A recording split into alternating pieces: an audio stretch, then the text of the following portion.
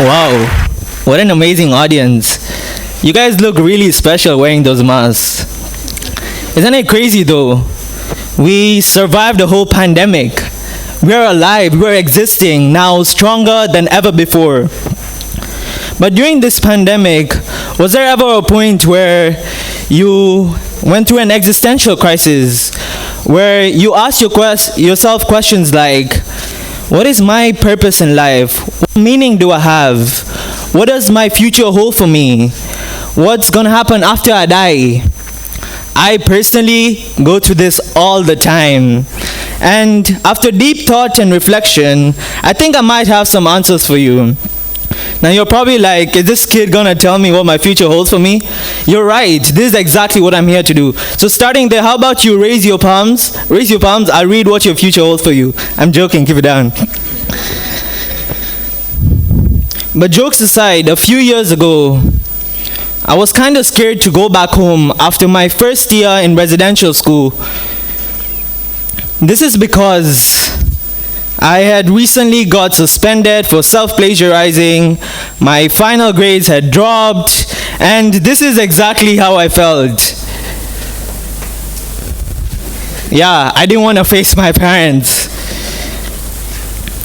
But fortunately, on the last day of school, the universe saved me. I got dengue fever. As soon as I got back home in Tanzania, I was rushed into numerous hospitals and I was admitted for 1 week. Eventually, I was finally discharged, and the last thing I remember was falling asleep into this uncontrollable, long, blurry dream.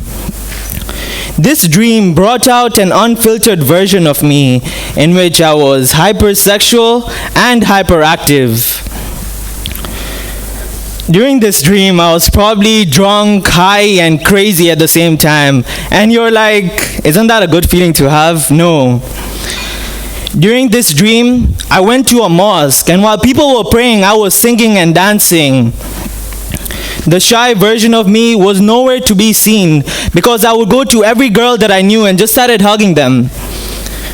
I even texted my ex-girlfriend and my crush at that time, telling them I was madly in love with both of them.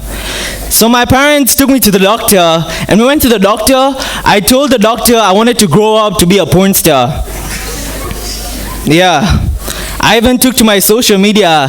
I went to my Snapchat and I was taking videos of myself, hyping my fans up as if I was a reality TV star. But next morning, I finally woke up. With ease, pleased to know that that dream was not reality. So as usual, I check my phone and I see the calendar, and bang! It says it's been 3 weeks since I was last discharged from the hospital. I see messages from my friends, all of them asking me what is wrong with me.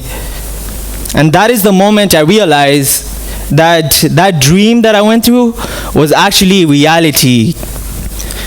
Now, I was as confused as you guys are right now.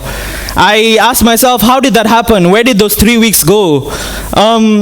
What's gonna happen next? How did I do all of those things? I was full of confusion. I had all these different questions.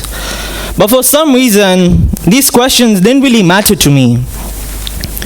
I realized that whatever I went through was actually a wake-up call. I knew there was a reason why it all happened. I realized I'd taken my life for granted. And I knew from that point onwards, I wanted to change. I wanted to take control of everything in my life that was in future for me. But to do that, I realized there was a gap between myself and my purpose for being. And that is why I share with you this story today. This is because a lot of people live their whole lives not knowing what their purpose for being is. Keeping that in mind, I love to share with you a Japanese concept called Ikigai. Ikigai is your reason for being. Iki in Japanese means life, whereas gai means value or worth. Simply, Ikigai is what gets you up every morning and keeps you going. I personally use that experience and use the pain that I went through to turn it into purpose. But don't worry, you don't have to go through a similar experience to find your purpose. Ikigai is usually represented on a Venn diagram with various different elements. First one being what you love, your passion. To think about this element, I'd like you guys to think about what is something that you do in which you forget to eat and poop sometimes. I know that's a random question to ask ourselves, but a lot of people we all go through experiences in which we're doing something, we're so engulfed in it, and minutes turn into hours, hours turn into entire days, and entire days turn into, oh crap, I forgot to have dinner. Isaac Newton, during his prime, used to be so engulfed in his work that his mom actually used to remind him to have food. So think about what is that thing that you love doing in which you will actually forget to eat and poop. The second element as part of your Ikigai is your mission. What does the world need? Now, I don't know if you've been watching the news lately, but our world has quite a few problems. What I really mean by this is, guys, we're in 2020 and we're in deep shit. So think about what are some of these problems that resonate with you. What change do you want to bring, no matter how big or small it is? And always when you're doing this, think about what is your purpose, because your purpose has to be greater than yourself. The third element is what you're good at, your vocation. A lot of us have different skills that we have, either we've developed over time or we've been gifted with. So think about what are some of the skills. I personally think I have good communication skills, and that is why I'm speaking here today. Lastly, think about what you can get paid for, your profession. There's usually this misconception that if you have money, you will have fulfillment. If you have money, you'll be able to make an impact. But in reality, that's not true. It's actually the opposite. Let us take the so-called titan of technology, Steve Jobs, as an example. Steve Jobs actually used to have a passion for fine craftsmanship. He used to collect Japanese teacups, and he was obsessed with details of products. And the Apple and Pixar that we know today were all his modes of expression. He went on to make billions of dollars by doing that. So think about what your purpose is, and trust me, the money will come on its own. After doing all of this and thinking about all these elements, what I'd like you guys to do is write up a purpose statement. To do this, simply think about what your perfect world looks like. So let us say your perfect world is one in which everybody is living to their fullest potential, where they are doing, being, and having everything that they need. So just keeping that in mind, write up a purpose statement, and in this case, your purpose statement would be inspiring and empowering people to live to their fullest potential in the context of love, peace, and kindness. So think about what your purpose statement is. So up to this point, I've talked about Ikigai, I've talked about purpose, but you're probably wondering, why Ikigai? Why should I think about my purpose? Ikigai is said to bring a sense of fulfillment in you. It's said to bring happiness to you. It's also said to have it gives you a long life with a sense of direction. It gives you a sense of clarity and gives you passion and drive for your goals. It develops a sense of resilience and makes you live a life with integrity. Later on in my talk today, you'll also see the infinite rewards that come with finding your purpose. So up to this point, I'm sure all of us acknowledge that each one of us has a purpose, right?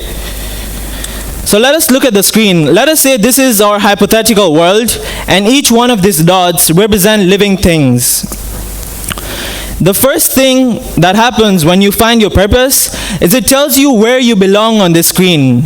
It gives you your orientation. I'm a strong believer that our journey in life is all about building a bridge. So what your purpose does, it actually gives you a very strong foundation of that bridge you're making in life. So if you don't have your purpose, you're probably going to have a very weak bridge, whereas if you have a purpose, you're going to have a strong bridge, you're going to have a strong foundation. But what about bridges? Let us define what a bridge is. A bridge is basically a time, place, or means of connection over obstacles. Let us go back to this diagram that I was talking about. As you have probably noticed, there are quite a few gaps in between of these living things. These gaps represent obstacles, they represent differences, they represent our needs and wants as living things. So when you find your purpose and you're building a bridge, what you actually have to do is overcome these obstacles to actually fulfill some of these needs and wants. To explain that, let me give you a personal example. When I found my purpose, I realized that my purpose was to make social impact. It was to make an impact in the lives of others. During that time, I found out that over 500 million menstruators didn't have access to menstrual hygiene. They didn't have access to menstrual products. I realized that there was a gap between volunteers, people that actually used to make these menstrual products, donors who had the money, and the menstruators that didn't have access. So instead of trying to save the world, what I actually did was simply build a bridge. The first one being a bridge between the volunteers and the people that actually used to make the menstrual products. I identified a group of women with disabilities that used to do that. And then we went there, we redesigned the packages. But then to actually make the packages, we needed some money. So I built another bridge between donors and the people that used to make these products. I took that money, I made the products, and with our team, with this bridge that I made, I went out to the menstruators that didn't have access and provided them with these sanitary pads.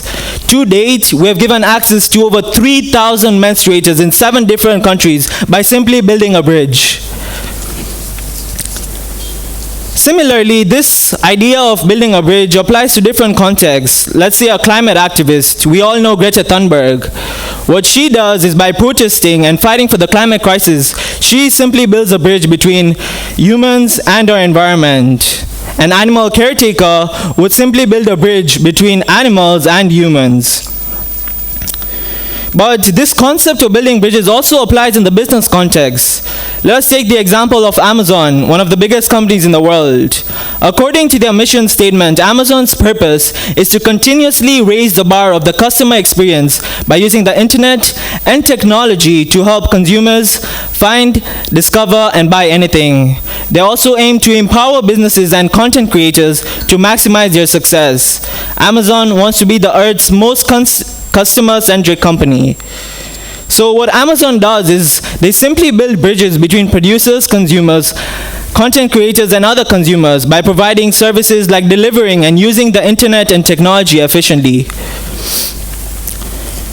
So now we have talked about all these bridges, but for some reason, they sort of look incomplete. And if that's what you're thinking, then you're right. So what next? You have built a foundation, you have started fulfilling your purpose by building this bridge. What's after that? As we all know, our time on this earth is limited. And with that time, also our time to fulfill our purpose, to build that bridge is also limited. But something that doesn't die is our legacy. When I talk about our legacy, I'm not talking about being part of the cool squad with the likes of Nelson Mandela and Mahatma Gandhi, where you're written about in history books or statues are made out of you.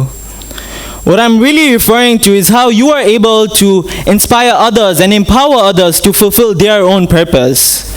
Let's go back to my example. After distributing these reusable sanitary packages, I didn't stop there. I started building my legacy. And the way I did that was I actually taught these menstruators how to stitch their own reusable sanitary pads. In this way, they could not only give themselves access, but they could be change agents in their communities and give other menstruators access. Another way I built a legacy was I mentored other young people. I inspired them and empowered them to fulfill their own purpose. An example of this is how I started a team in Hyderabad, India. I gave them the resources, started a chapter, and last week they decided to become an independent organization. They decided to do the work that I was doing in their own country without me even being there.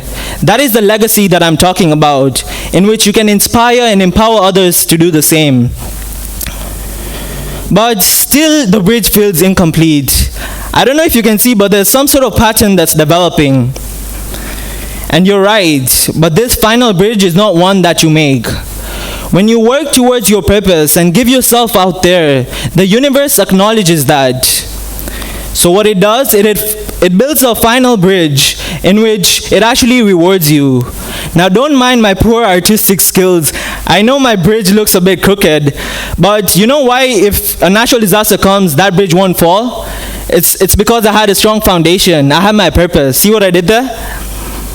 Yeah. So the universe acknowledges that, and what it does, it rewards you in different forms. In the form of money, in the form of recognition, in the form of awards, fame, self-improvement. And most importantly, what it does, it gives you inner peace and satisfaction. All that you have done circles back and comes back to you without even you actually doing that. The universe does that for you. So, as I end my talk today, I'd like to certify you all as professional bridge makers and professional civil engineers. I'd like you all to think about where in this journey of building bridges are you? Are you at the foundation? Are you at the first part? Are you building a legacy, or are you receiving the rewards of doing all of that? I'd like you all to simply remember that we are not too young or too old to start this journey. Let us all start now and build bridges together. Thank you.